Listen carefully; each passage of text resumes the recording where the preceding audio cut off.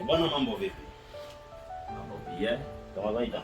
Mambo poa sana. Habari ya usiku. Kama kawaida mambo ni habari ya weekend. Weekend imeenda poa. Uzima nini? Bwana uzima, Mungu anasaidia. Familia iko poa kabisa. Mwenyezi Mungu anazidi kutujalia njia ya chooni na yote nyasi. Kabisa. Na hii ni jambo la heri na jambo la kumshukuru Mungu.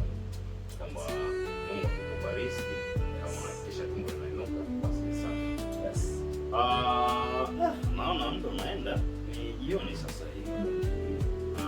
Nimekusubiri kwa wakati na nashukuru Mungu umefika kwa muda mwafaka. Of course nashukuru sana. Japo nilikutana na changamoto kidogo, najua sasa hivi hali ya mvua kila siku haipoi. Usafiri barabarani. Jam za hapa na pale, kwa unajikuta kufika kwa on time inakuwa ni changamoto kidogo. Na barabara zetu sasa hivi ndio hivyo tena, purukushani zimekuwa nyingi na mvua. Kwa hiyo nashukuru pia nimechelewa japo dakika kadhaa kufikiria. Hebu tuanze na hapa experience ya hii huku barabarani, hasa huko nyinyi kwenu Kunduchi unakuwa na changamoto sana, hususan sababu kwamba naona kuna ujenzi kwa barabara. Ikoje miundombinu?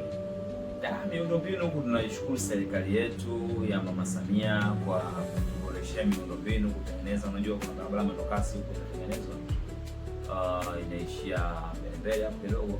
Kwa hiyo kutokana na changamoto ile ya barabara na kutengenezwa, sasa hivi kumekuwa na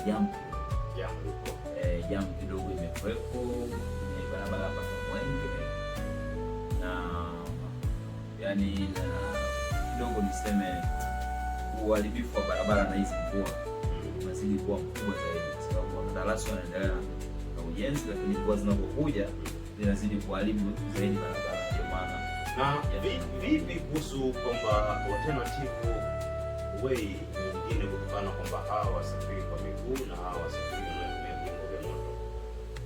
Vipi, kuna barabara yoyote mtambuka ulioiweka pembeni ili kwa ajili kwamba hawa waenda kwa miguu wapate kupita pasipokuwa na changamoto yoyote, na hao waenda kwa magari au wanaotumia vyombo vya moto usafiri, pesa, pikipiki, gari, bajaji, wewe vipi kuhusu?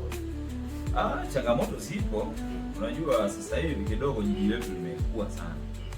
Dar es Salaam imekua sana tofauti na zamani. Na watu wamejenga sana, watu wananunua magari, vyombo vya moto. Kwa hiyo hii miundombinu ambayo tulikuwa nayo zamani sasa hivi inaonekana haitoshi kulingana na wingi wa watu na matumizi yamekuwa ni makubwa. Kwa upande wangu mimi ningeshauri, na hata serikali pia nakumbuka ilishatoa tangazo hapa katikati hapa kwamba mtu ambaye anaweza kuleta proposal ambayo ya kuweza kupunguza foleni atapewa milioni 10 katikati hapa.